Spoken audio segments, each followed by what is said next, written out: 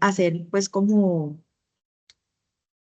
una sesión que esté entre la explicación del trabajo que ustedes en este momento están desarrollando y deben entregar el lunes, y el último trabajo, que es el trabajo final. Pero me parecía muy importante, pues dado también como lo que ustedes vienen generando en el foro, poder profundizar sobre algunos elementos sobre los sistemas de poder y cómo los sistemas de poder los podemos llegar a analizar para también tenerlos en cuenta en propuestas o procesos de intervención, acompañamiento. Para ello, pues he invitado a un gran amigo a quien quiero mucho, que es Johnny Alexander Cruz. Él es psicólogo de la Universidad del Valle, magíster en psicología también de la Universidad del Valle, y actualmente pues está terminando su doctorado en la Universidad Castilla-La Mancha en España, eh, en ciencias humanas. Entonces, Johnny viene haciendo un trabajo muy interesante sobre los sistemas de poder, eh, y sobre cómo los procesos de poderes entre las comunidades, dentro de la misma comunidad o dentro o también de las instituciones, genera procesos que de alguna manera eh, intervienen en las acciones que se realizan en la comunidad y los procesos de intervención social comunitaria. Entonces, pues bueno, este es un grupo muy pequeño, es un grupo de 11 mujeres que están cursando la especialización en salud mental comunitaria que tiene la UNAD. Eh, y hoy nos acompañan Diana y Katia, pues que han estado trabajando también con sus procesos de las diferentes comunidades. Entonces, pues bueno, Johnny, te damos paso un poco para que nos cuentes también como tu experiencia y lo que nos puedas decir sobre cómo analizar sistemas de poder en los procesos de intervención comunitaria. Bueno, muchísimas gracias, Erika. Saludos a todos. Bueno, como sé que el tiempo es corto, hay que hablar de un tema que es bastante largo. Bueno, voy a tratar como de hacer énfasis en tres, digamos que en tres formas en las que, bueno, voy a hablar un poco en el contexto en lo que yo he venido investigando del poder. Entonces, como tres formas, tres perspectivas en las que de la psicología, la filosofía, ha sido abordado el poder. La tercera, pues, es la perspectiva crítica, es un poco en la línea en la que yo vengo investigando, que tiene que ver con la intervención social. Digamos que ha sido como un poco forzar a algunos autores que son más de la filosofía, que se han preguntado de pronto por otras cosas, pero creo que aterrizarlos un poco a la psicología y pues, encontrar una relación que pudiera explicar cómo se presenta esas formas de poder. Bueno, entonces voy a devolver un poquito, voy a tratar de hacerlo, digamos que en 15 minutos, sí, está bien. Y la idea es pues, que después de eso abramos un espacio para preguntas, que creo que es como lo interesante de esto, ¿no? Pues pensando que es poco tiempo, entonces puedo saltarme cosas que ustedes pueden encontrar fácilmente en los textos y más bien centrarme en las preguntas que ustedes puedan hacer, ¿vale? Bueno, entonces, lo primero un poco ubicar el tema del poder, ¿no? Que el poder, digamos que desde las tres perspectivas, digamos que hay una primera perspectiva que es el poder ubicado desde las formas de gobierno, ¿no? Es decir, el poder como eh, control, poder como una forma de administración, empezando por el poder representado, ¿no? En los dioses, el poder representado en el Estado posteriormente, pero que siempre está relacionado con el administrar, ¿no? El poder como administrar recursos, administrar condiciones y determinar para otros una voluntad, ¿no? El poder de Dios es determinar la vida de los demás y las personas pues se someten o no a las formas de poder, ¿no? Esa ha sido como una historia eh, que ha venido, digamos que desde las diferentes cosmovisiones, ¿no? Digamos que si nos ubicamos en Platón y Aristóteles, la dimensión del poder era importante pensando en el poder como la forma de organización social. Es decir, la organización social está regida por las formas de poder. En Aristóteles, la autoridad legítima, ¿no? Entonces, si una forma de gobierno implica una forma de poder, de hecho, todavía utilizamos a veces el concepto de gobierno y poder como si fueran la misma cosa, ¿no? Llegar al poder. Llegar al poder puede ser llegar al gobierno, ¿no? Que implica toma de decisiones, que implica tener una autoridad sobre otros. Entonces, Platón y Aristóteles, por ejemplo, hablaban de la autoridad legítima, basada pues en la búsqueda de un bien común y centrada en la razón, digamos que era como lo primero, ¿no? Maquiavelo, el poder como algo estratégico, algo pragmático, es decir, que el poder no tenía, o la decisión del poder no tenía una moralidad más allá de lo que se buscaba, ¿no? Entonces el poder se necesita para algo, ¿no? Hay que lograr algo con el poder. Y luego pues ya los pensadores modernos, ¿no? Rousseau, ¿cierto? Las discusiones que hay frente a la injusticia que produce el poder. Y creo que por ahí en la modernidad es donde ya podemos ubicar a la forma de análisis del poder que nos interesa, que es el que está relacionado con la intervención social.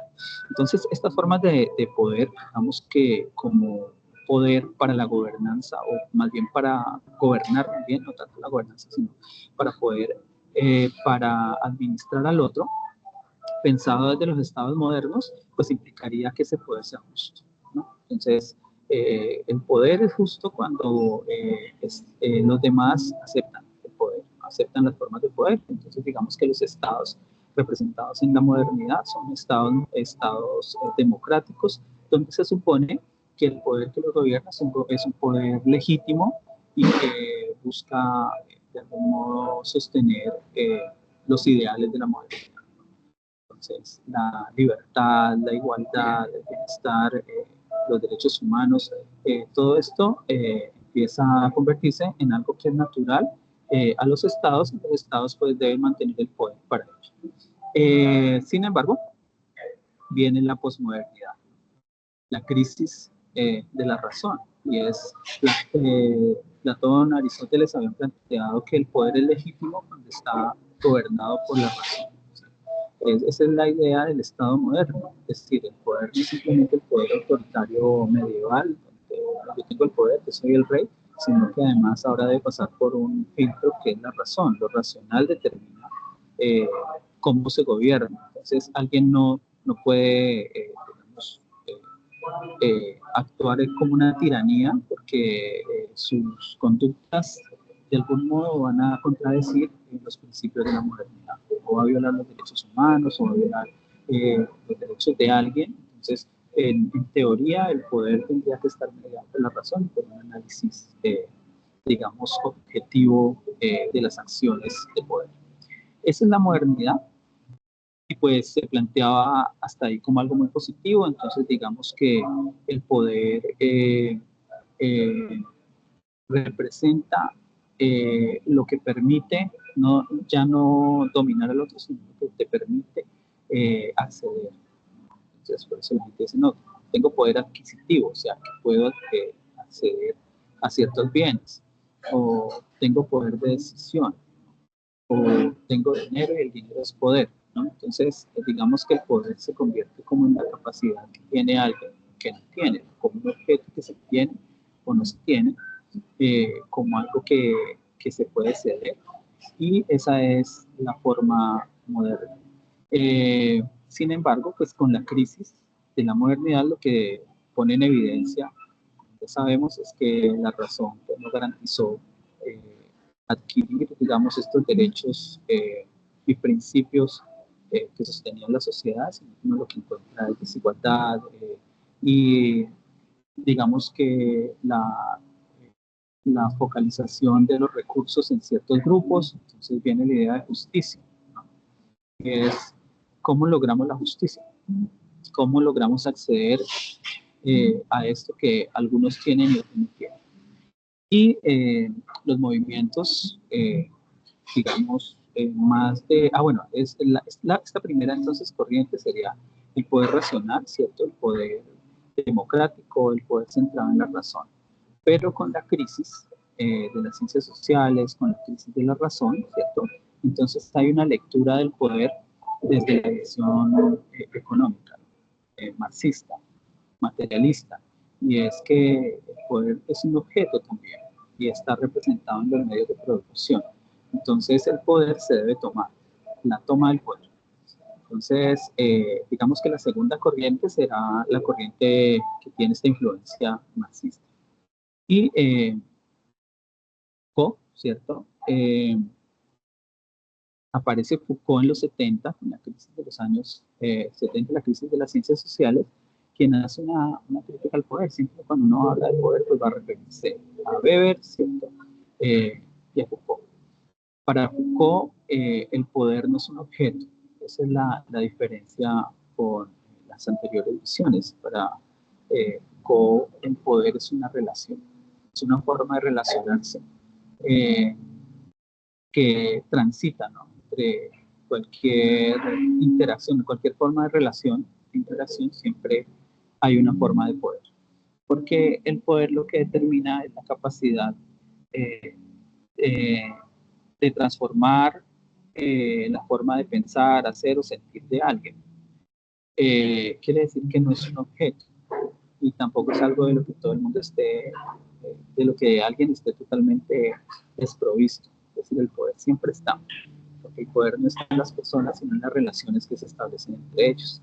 Entonces, más bien que hay unas instituciones que se han encargado de administrar el poder, y en el caso de las instituciones modernas, eh, van a ser las escuelas, la academia, eh, todo lo que está anclado a la cotidianidad, que hace parte, digamos, del sostenimiento ideológico de las sociedades.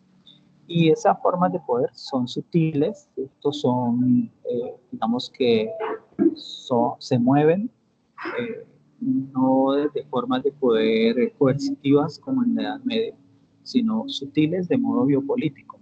Entonces, formas de gestionar el cuerpo, de gestionar las diferencias, las formas de pensar que se reproducen en las instituciones y que determinan formas de hacer. Hay una manito levantada. No eres tú. Sí, ¿Sí? sí, Dime. quería como preguntarte si, o sea, en ese orden de ideas, como cuáles serían como como esos elementos de poder sutil, de poder cotidiano que uno todo el tiempo está rastreando dentro de las comunidades o dentro de también las comunidades institucionales como colegios, como sindicatos, como empresas. Vale, vale. Bueno, digamos que al comienzo, desde las visiones tradicionales, el poder era jerárquico, ¿no? Entonces, digamos que alguien tenía o no tenía poder. Entonces, digamos que el jefe determinaba una forma de poder. Habían formas incluso de describir, ¿no? Esas relaciones de poder. Entonces, habían poderes jerárquicos, ¿cierto? Weber, por ejemplo, hablaba del poder instituido, ¿cierto? Del poder saber. eh, eh, digamos que eran objetos y lugares, ¿no?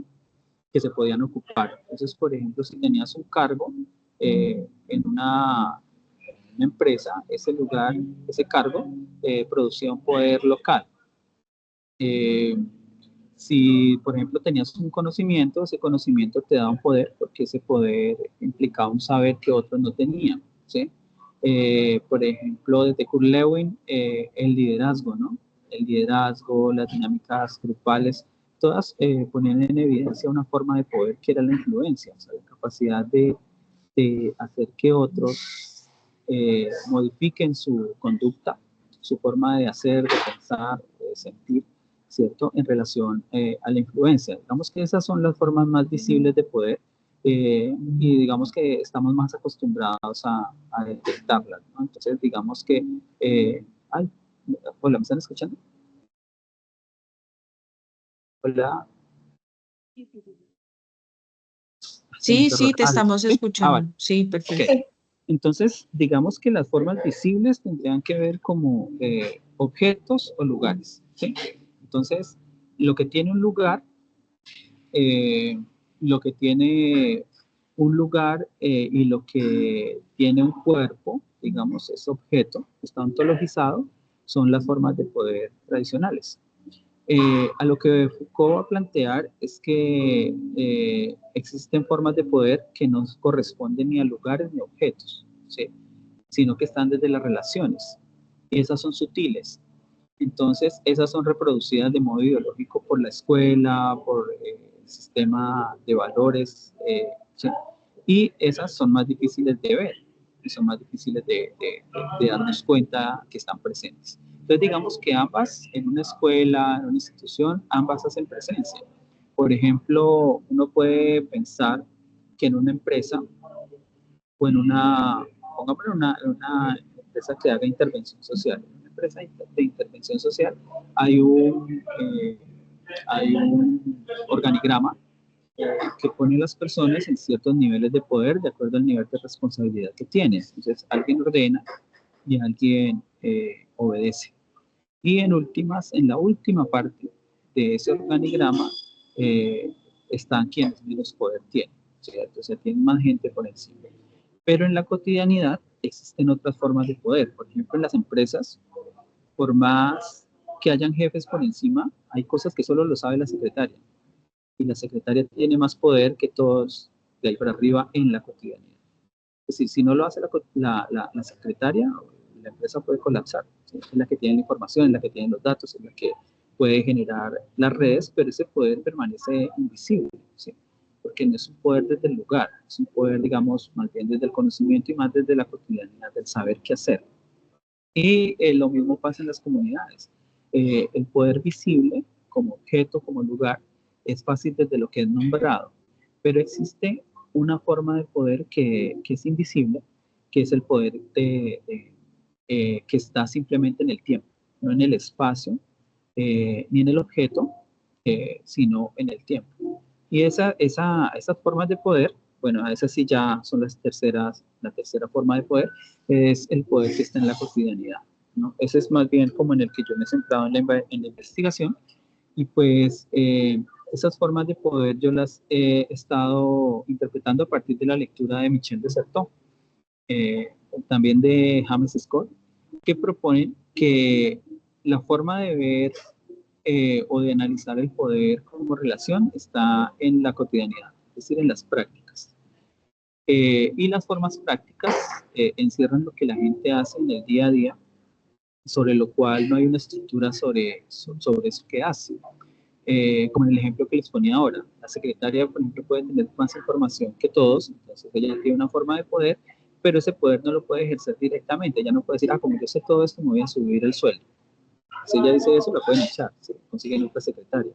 Pero entonces ella desde la información que tiene se vuelve, digamos que ahí no da toda la información, se vuelve indispensable para la empresa, entonces nadie le dice, no, es que a ella no la podemos echar, pero ella sabe que ella no la puede echar. Entonces ahí está, maneja esa forma de poder y es sutil. A veces es consciente, otras veces no es consciente. En las comunidades ocurre igual. Las formas de poder que no se mueven desde el espacio eh, y desde la cosificación, sino desde el tiempo, hacen que las personas puedan, digamos, hacer un uso eh, de, de las formas de poder que sobre ellos se aplican, ¿no? Entonces, por ejemplo, en la intervención social hay un discurso o hay una estructura que está determinada por formas de poder. En Michel de Certeau, a esas formas de poder se le llaman estrategias. Es decir, es todo lo que está estructurado, todo lo que existe en el lenguaje, lo que se puede nombrar de alguna forma, es decir, está cosificado, se ha vuelto objetivo, eh, lo que tiene unas metas, objetivos y que corresponde al sistema. Es decir, se mueve y utiliza el mismo lenguaje del sistema, normas, manuales, formas, herramientas que han sido construidas para el hacer, en el caso de la intervención social. Y hay otras que corresponden a la cotidianidad. Esas son las estrategias y esas solamente existen en el tiempo, en un tiempo corto. Entonces, no tienen un lugar, sino que se mueven desde la cotidianidad en un momento específico. Ejemplo de esas, las tácticas de quiebre que tienen las comunidades para hacer resistencia. Por ejemplo, el trabajo ambulante. El trabajo ambulante es una forma de poder que existe desde el táctico, ¿no? El vendedor ambulante no tiene un lugar determinado, ¿sí? Eh, entonces, como no tiene un lugar determinado, no paga impuestos, sino que él ocupa un espacio público, ¿sí? Ocupa un espacio público, se ha hecho un uso, digamos, un uso distinto a lo que fue determinado por el sistema para ese lugar. Entonces, por ejemplo, en un andén que está diseñado para que la gente transite, el vendedor ambulante ubica su negocio. Y eso tiene unas ventajas para él, es que al estar en un andén, pues hace que más gente vea su negocio, ¿sí? Que más gente tenga contacto con él, por lo tanto él está muy bien ubicado en términos espaciales, pero no es un espacio fijo. El vendedor ambulante tiene que ponerle ruedas a su negocio para moverlo de un lado a otro, porque sabe que cuando sea visible, ¿cierto? Si ese negocio está pegando, la policía va a venir y lo va a mover de ahí. Entonces, esa también es una forma de poder, subvertir, ¿no? Él tiene más poder en esos momentos que alguien que tenga un negocio propio. Alguien que tenga un negocio propio, por ejemplo, un día puede tener un mal día, no le llegó ni un solo cliente. El vendedor ambulante, al no tener un lugar propio, él se puede mover donde quiera. Entonces dice, no, y la gente va a estar en tal festividad, mueve su carrito hacia donde está la gente. No paga impuestos, se pega un cable, ¿cierto? No paga energía, permanece invisible. Sin embargo, esa forma de ser vendedor ambulante tampoco le va a permitir ir más allá, ¿sí? Es decir, él como vendedor ambulante, moviéndose desde la táctica, siempre va a estar como vendedor ambulante. Si él quiere progresar y dice, no, lo que pasa es que voy a poner otro carro y ahora voy a tal cosa y voy a alquilar un lugar, ya dejó de ser táctico y pasó a ser estratégico. Entonces va a tener un control y va a tener todas las desventajas que puede tener alguien en estas formas. Entonces, digamos que la intervención social se ha movido desde la estrategia y ha descuidado las tácticas, aunque las tácticas están presentes. Por ejemplo, cuando se hace intervención social, uno se centra en los objetivos que son estratégicos y quiere cumplirlos, pero la forma como se cumplen los objetivos no corresponde necesariamente como fueron planeados, sino la forma como son usados, ¿sí? Entonces, digamos que en la forma en que circula el poder realmente es en una tensión entre táctica y estrategia. La táctica como una forma, digamos que natural, de responder al poder, ¿no? Entonces, Foucault, por ejemplo, planteaba, digamos que desde los clásicos el poder se tiene, no se tiene, se administra, ¿cierto? Y desde los marxistas el poder se posee, se arrebata. Empoderarse es apoderarse también, es la toma del poder. Entonces, digamos que desde la forma clásica, el poder es algo que se administra y que va aplicado hacia las demás comunidades, hacia las poblaciones para poder hacer que el sistema funcione. Alguien tiene que estar en el poder, alguien tiene que mandar y ese que manda administra y determina la vida de los demás, ¿sí? Incluso desde el modelo de familia, ¿cierto? El padre o la madre, quien sea el proveedor, prácticamente es el que pone las leyes, las normas dentro de la casa y digamos que los demás tienen que someterse a ese poder, porque alguien tiene que decir qué hacer. Si nadie puede estar, las personas no pueden estar haciendo lo que quieren, alguien tiene que administrarlo. Desde el marxismo es la injusticia en el poder, entonces el poder es un objeto que se debe arrebatar, ¿sí? En la intervención social se han encontrado ambas tendencias, ¿no? Digamos que desde la institucional, desde la clásica es cómo hacer para que las políticas públicas lleguen, ¿cierto? Para que se logre el poder repartir o que las personas puedan participar. Por eso se habla de inclusión, participación. Entonces, ¿cómo hago para que los demás puedan participar del poder, ¿no? Sea el poder que sea económico, el poder saber por medio de la educación, la salud, lo que sea, que permita al otro, el poder en términos el poder es como la moneda con la que puedo yo satisfacer las necesidades que tengo. Y desde el marxismo es cómo hago yo para lograr ese poder, para empoderarme, para tomar el poder, controlarlo y mantenerlo, como decía Marisa Montero, ¿no? Que Marisa Montero es una postura marxista, ¿no? Es cómo las comunidades pueden tomar el poder, y sostenerlo en el tiempo, administrarlo, ¿no? E incluso le decían, si alguien se apodera del poder, pues la comunidad tiene el poder de bajar al que está en el poder. O sea que de algún modo esa es una visión también de poder como objeto, ¿no? Y la tercera visión, que sería la visión crítica, y es pensar que el poder es una relación que circula, por lo tanto, el poder se mueve entre la táctica y la estrategia. La diferencia de la táctica y la estrategia es que quien se mueve desde la táctica no tiene poder, ¿sí? No tiene un lugar, ¿sí? Y más bien, el que está en la táctica cumple con un efecto que tiene el poder, que Foucault le llama resistencia.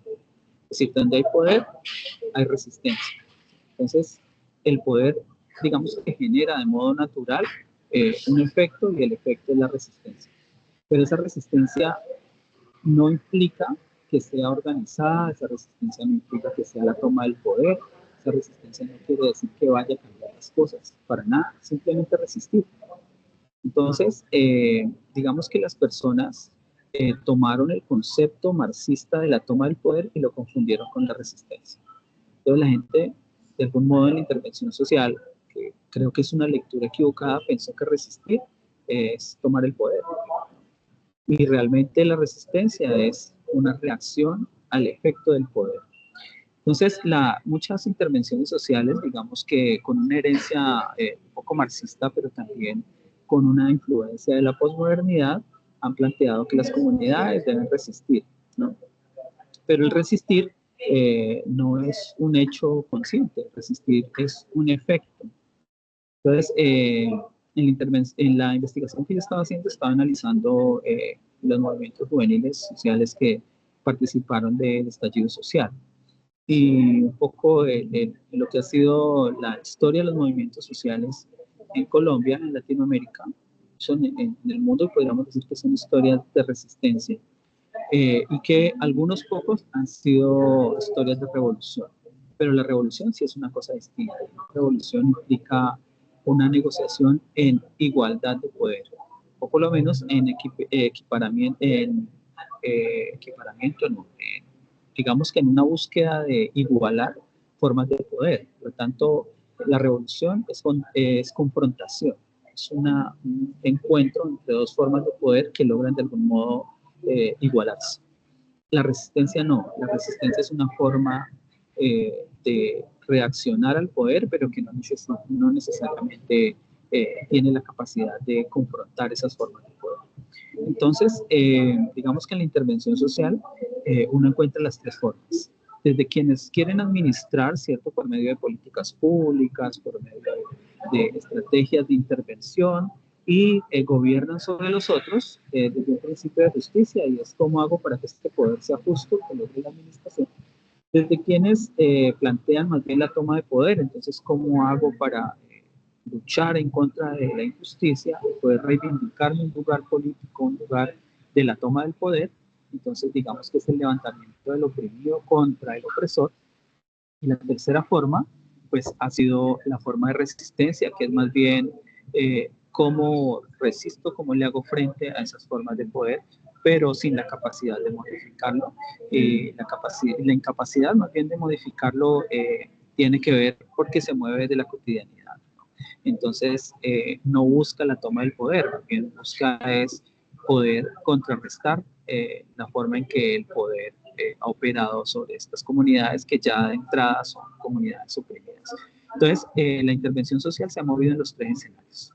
Entonces, algunos desde lo institucional, algunos desde lo político y otros más bien desde posturas muy al interno de la comunidad, ¿cierto?, de lo comunitario, que se han movido desde esto táctico, desde estas formas de resistencia, pero, y no es que no les interese un cambio por el poder, no, sino que quienes están en la comunidad tampoco han buscado como una necesidad del poder, ¿sí? Es decir, esa no es la búsqueda. La gente lo que quiere es resolver sus problemas de subsistencia.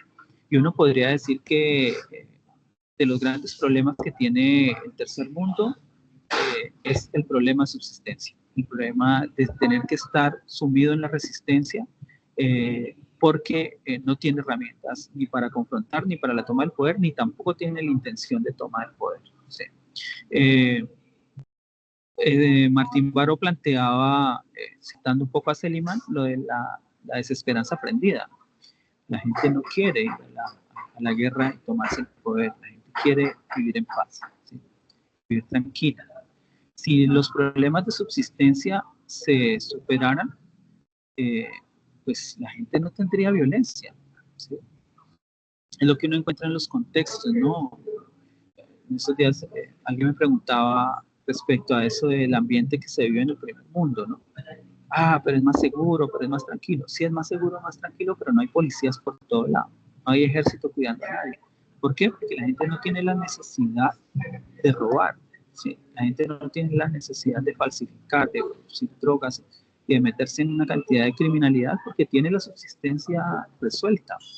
Es decir, lo que lleva a la gente a optar por tácticas, digamos que ilegales o incluso legales, pero que en últimas terminan resistiendo al sistema, es porque se encuentra en la subsistencia, es decir, es una resistencia al poder, ¿sí? Y esas formas de resistencia al poder, pues nos llevan, digamos que unas formas de vida, de cotidianidad, ¿cierto? De comodidad que no permiten el cambio social. Entonces las comunidades se acostumbran a vivir bajo ciertas condiciones, ¿cierto? Entonces, digamos que no buscan más allá de esa subsistencia porque es lo que está en la mano, es lo que hay que resolver, ¿no? Entonces, ya como para cerrar, pues considero que la intervención social se ha movido en los tres, pero pues es interesante poder ver cómo podríamos nosotros proponer una intervención social que tenga en cuenta los tres elementos a nivel histórico, que no los aborde por separado, es decir, es, no vamos a llegar al poder para administrar bien, tampoco creo que vamos a tomarnos el poder, porque cuando lo tomamos, ¿qué? Pero tampoco es quedarnos en no, vamos a quedarnos aquí en la resistencia. ¿No? Creo que hay que analizar los tres elementos, ¿cierto? Mirar qué es urgente resolver en estos momentos. Hay comunidades que están desde la resistencia, lo que necesitan es resolver para no estar resistiendo más, sino resolver sus condiciones y detrás de eso pues viene la resolución de otras problemáticas que pueden ser estructurales, ¿no? Porque hay violencia, porque hay pobreza, o sea, eso es innegable. La gente le puede buscar muchas explicaciones, pero sí, en los países donde la gente tiene su subsistencia asegurada, son países seguros. Es decir, no necesitan, nadie se va a volver delincuente cuando tiene las condiciones de vida aseguradas. La gente se vuelve delincuente, ¿cierto? En las formas más violentas y básicas, porque necesita subsistir. Esa es la violencia más básica que se ve.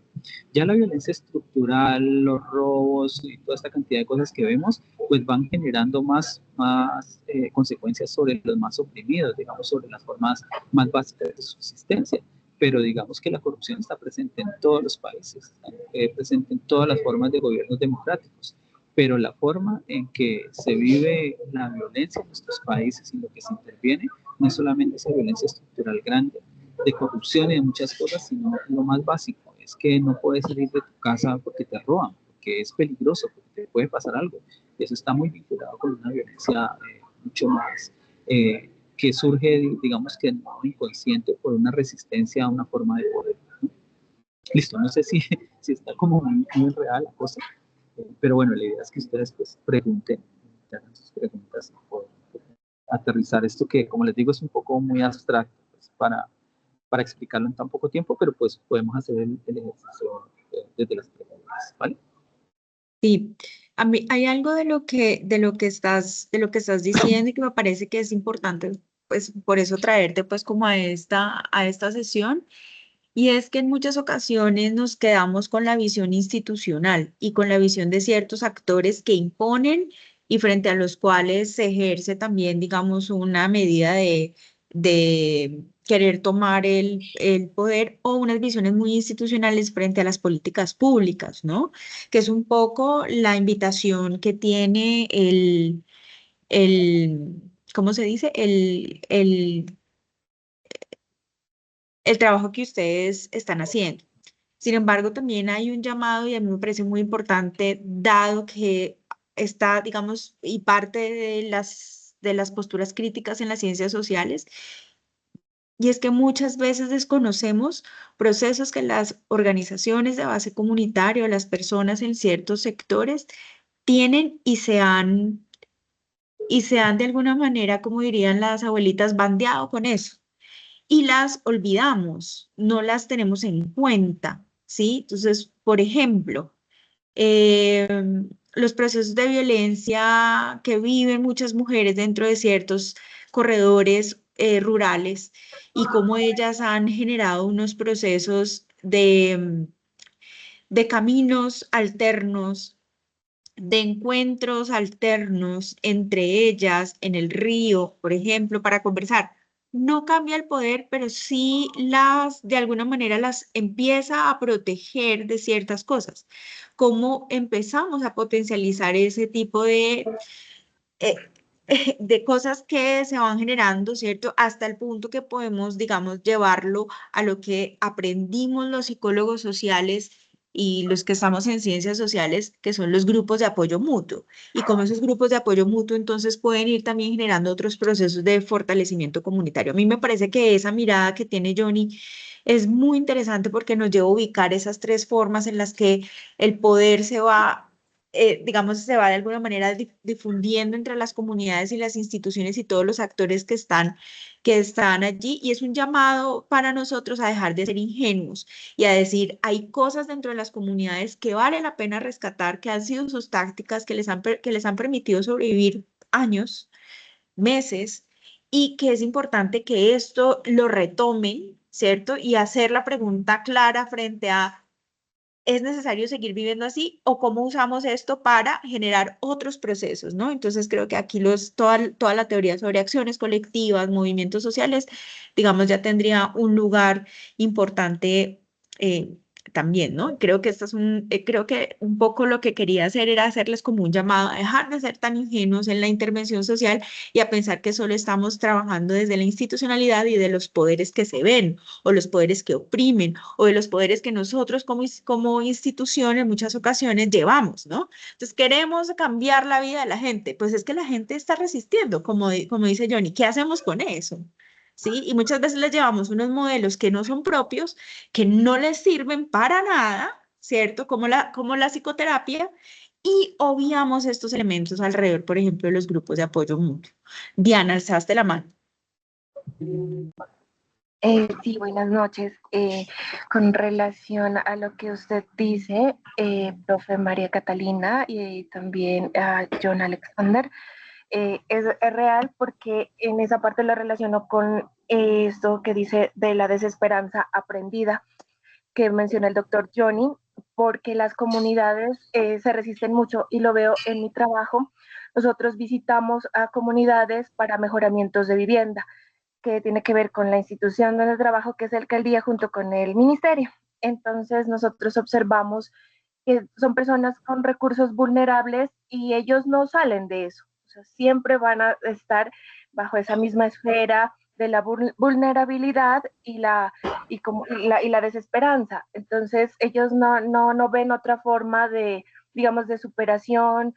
Se les pregunta y son personas que la escolaridad a veces es nula o en otros casos solo llegan hasta primaria y no hacen por superarse. Entonces, es como una de las características que yo puedo observar en las comunidades. Sí, Katia. claro, yo creo que uno a Ah, veces puede caer en una, digamos que en un error, y es idealizar a las comunidades, ¿no? Pensar que las comunidades son perfectas, no, las comunidades están bajo el efecto del poder como lo estamos todos, ¿sí? Y hay cosas que cuando uno se mueve de la táctica, una de las características de la táctica es que la táctica no garantiza la conciencia. Entonces, el darse cuenta, ¿no? Martín Baró lo advertía de un modo distinto y era la desideologización, ¿no? La desideologización de la cotidianidad, incluso, ¿no? De la forma de hacer siempre lo mismo, lo mismo, lo mismo, y pensar que como siempre he hecho eso, eso es la forma, la única forma, ¿no? Pero también hablaba del recuperar y de valorar las formas que históricamente nos han permitido hacer resistencia, ¿no? Es, lo que planteaba Catalina, es decir, Las comunidades también deben saber que hay formas que históricamente han utilizado las comunidades para hacerle frente al poder y que esas formas, ¿cierto? Esas formas hay que mantenerlas. Pero a veces las comunidades esperan que el experto les diga cómo hacer las cosas, ¿no? Y creo que el análisis debe ser crítico en ambos lados. Por ejemplo, lo de la desesperanza aprendida, lo que tú decías es que no, para que si no le puede hacer nada, ¿cierto? Eso limita que las personas intenten hacer una cosa distinta. Pero también cuando ellos saben que hay algo que les ha funcionado antes, pues entonces capitalizar eso que les ha funcionado, sus formas de resistencia y decir, ustedes no necesitan aprender algo nuevo, ustedes ya saben cómo enfrentar, ¿sí? Porque el otro, ubicar al otro desde el no saber, ¿cierto? Y voy a capacitarlo, pero es que la palabra capacitar es, o sea, es terrible, ¿no? Es capacitar, es darle la capacidad a otro, no, ya la gente es capaz, ¿sí? O sea, uno no capacita a otro. Es como, yo siempre he pensado en las palabras en términos del opuesto, ¿no? Si yo hablo de capacitar es porque el otro es un incapaz, ¿sí? Si usted no es capaz, lo voy a capacitar. Entonces, creo que es mantener una visión crítica en ambas direcciones, ¿no? No en ir a idealizar a la comunidad, pensarnos que la comunidad puede con todo, pero también no negar el saber de la comunidad y recordárselo a la comunidad. Que la comunidad también está bajo el efecto de un poder y es el poder saber, ¿no? El poder saber ha legitimado las formas tradicionales de hacer y de resolver, que en última son las formas que le han permitido históricamente a la gente resistir, ¿sí? O sea, la gente, el oprimido no ha salido, no ha subsistido porque el Estado le está ayudando, el oprimido ha resistido, tiene formas naturales de resistencia. Katia, vos tenés la manito alzada. Sí, gracias. ¿Ahí me escuchan bien? Hola. ¿Me escuchan? Hola, te escucho. Yo te escucho, no sé si... Sí. Ah, que cómo se quedaron callados yo. ¿Será que sí me escuchan? Vale, gracias. Estamos atentos. Vi las caras así de, no entiendo nada. Bueno, de antemano, pues agradecer por el espacio, por todos los conocimientos y, digamos, las aclaraciones que nos hace Johnny. Quería hacer como dos intervenciones un poquito breves y de antemano me excuso que ahorita a las 7:20 tengo justo otro espacio también grupal con otros compañeros.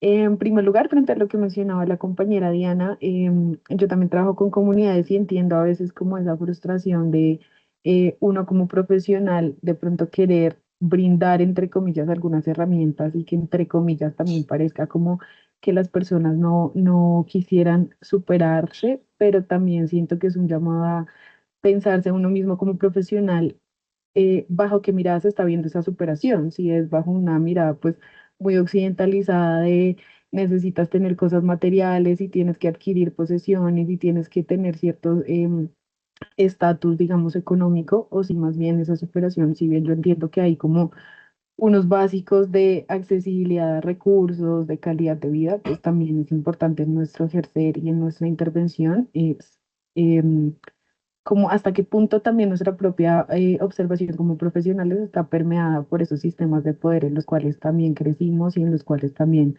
cotidianamente nos movilizamos, ¿sí? Eso frente pues a ese tema.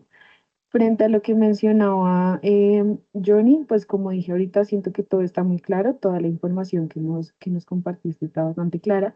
Ahí sí tengo una pregunta, profe, frente ya al trabajo y a la entrega de este corte.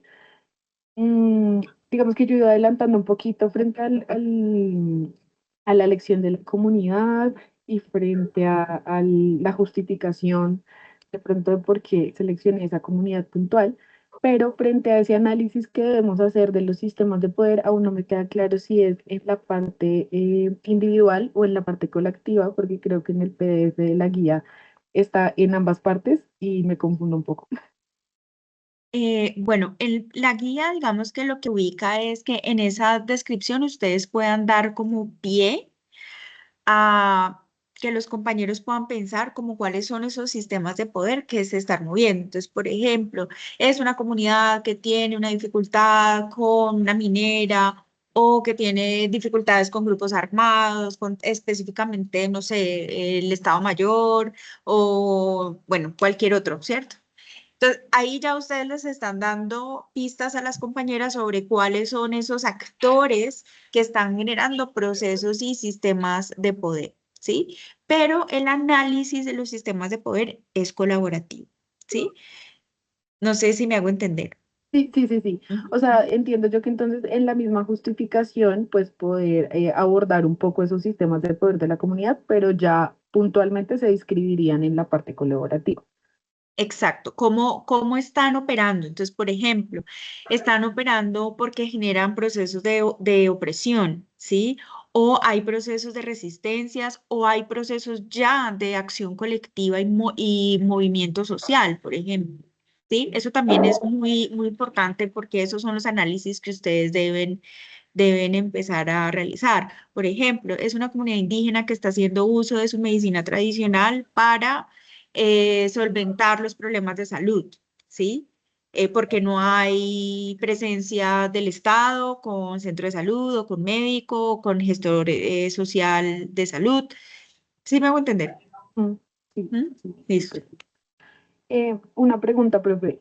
Yo esperaría que de pronto en este corte no sucediera lo mismo que nos sucedió en el corte anterior, y entiendo que la fecha de entrega es para el 7 de julio, para el próximo lunes. Si llegase a pasar que de aquí al 7 de pronto no hay mayor actividad en el foro donde yo pueda también realizar mi análisis frente a las participaciones de las otras compañeras, ¿cómo podríamos abordar ahí la situación nuevamente? Pues ahí ya toca entrega individual, Mm, porque pues es muy difícil ponerse de acuerdo. Diana y Katia, pues que están en el mismo grupo, mirar cómo se pueden apoyar. ujú, Si no, toca entrega individual. ok. Diana, Katia, ¿me puedes dar tu número de contacto? Sí, dale, es que creo que en el corte anterior yo también te lo había compartido, y pues intenté también comunicarme contigo y no tuve como respuesta. No sé si quieres darme tu número y yo ya inmediatamente te escribo para que Ah, podamos dale. tener como el chat. Listo. Eso es, si quieres dejármelo por el chat o algo así y yo te escribo ahorita. Ah, vale, perfecto. Ya te lo escribo por ahí. Gracias. bueno, listo. No sé si tengan alguna otra pregunta, intervención, cosa que quieran puntualizar. No, profe, pues por ahora no. Vale, Listo, John. yo quería, sí, yo quería cerrar con algo, porque pues, no quería dejarlo ahí como en el aire, algo interesante que dice Diana, y es respecto a las reacciones que tiene a veces la comunidad, ¿no? Reacciones, por ejemplo, la deserción, incluso que ese es un tema pues que también nos da en la maestría. Eh, ¿Qué pasa cuando yo hago la intervención y el otro deserta, el otro que no quiere, el otro como le estoy diciendo una cosa hace otra? Pues ahí en esas formas que a veces digamos que como profesionales nos desaniman, ahí está la clave de la reacción al poder. Es decir, las comunidades también reaccionan de modo al poder. Es decir, nosotros cuando intervenimos, si estamos interviniendo desde el poder, vamos a tener la reacción como un efecto natural. Y esa reacción es la resistencia. Entonces, cuando una comunidad está resistiendo lo que estamos preguntando, podemos tener dos opciones. Ahora voy a ajustar la intervención para hacerla más atractiva, pero cuando yo hago ese tipo de cosas, estoy saltándome el efecto del poder sobre la comunidad. Y lo que uno debe hacer, o debería hacer más bien, es preguntarse uno mismo y preguntarle a la comunidad, analizarlo además, no es preguntarle solamente en términos de decirle, oiga, ¿usted por qué no le gustó? ¿Por qué en lugar de hacer lo que le estoy diciendo está haciendo otra cosa? Sino más bien es hacer un análisis crítico de eso y darnos cuenta que eso es una resistencia. Y si la comunidad está resistiendo es porque nos está leyendo desde un lugar de poder. Eso que planteaba Marisa Montero de la horizontalidad en intervención no es otra cosa que una revisión constante de nosotros que intervenimos sobre si estamos actuando sobre la comunidad desde el poder. siempre que lo hagamos desde el poder vamos a obtener resistencia. Entonces, analizar esa resistencia para poder nosotros mismos ajustarnos, pero también escuchar a la comunidad, saber por qué está resistiendo. La resistencia es natural al poder. Entonces, ahí, ese es un buen síntoma de que quizás en lo que estamos haciendo nos estamos ubicando más en el poder y no desde la horizontalidad de intervención. Sí, muy, muy interesante, ¿no? También es como cuando uno trabaja con jóvenes, ¿no? Que cuando uno llega generalmente desde la institucionalidad, ¿no? Uno representa ciertas autoridades, así no lo quiera, pues los jóvenes también van a responder a eso y hay que buscar ahí sí unas tácticas interesantes para ir Para negociar. reconociendo cuáles son esos efectos de, de los poderes que uno representa, ¿no? Cuando llega sobre todo desde una institución gubernamental, ¿no? Donde hay toda una carga de queja, es que ustedes no hacen, es que ustedes no han estado, entonces es que ustedes ahorita vienen y nos hacen una casa que no nos sirve, ¿no? Entonces, bueno, eso, digamos, también hay que ubicarlo y también pensarse, ¿no? Creo que esa es una de las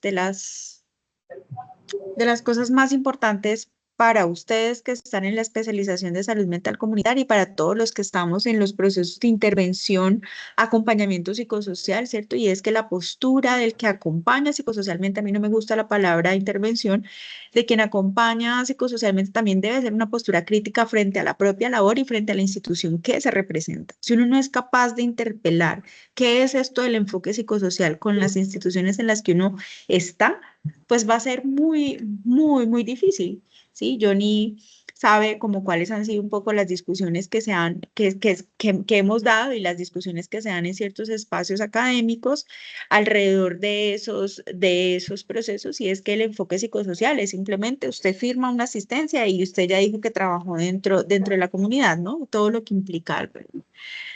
Bueno, no sé, yo les agradezco, Johnny, te agradezco mucho por prestarte para este proceso, por sacar el tiempito estando por allá tan lejos, aguantando mucho calor. Eh, y bueno, chicas, a ustedes muchas gracias por conectarse. Yo les estaré enviando un videito explicándoles el trabajo final para no hacer esto pues un poco como más largo porque realmente allí no hay como mayor cosa y como se los voy a dejar en el equipo de Teams, pues ahí me pueden hacer como las preguntas respectivas, ¿vale? Listo, profe, muchísimas gracias. Un abrazo. Gracias por la Vale, invitación. muchas A ti, Cam. gracias. Chao, mi Gracias, que Johnny. estén Un muy bien. besito. Chao, querida. Nos vemos. Chao. Chao, Chao. hasta luego. Chao. Saludos.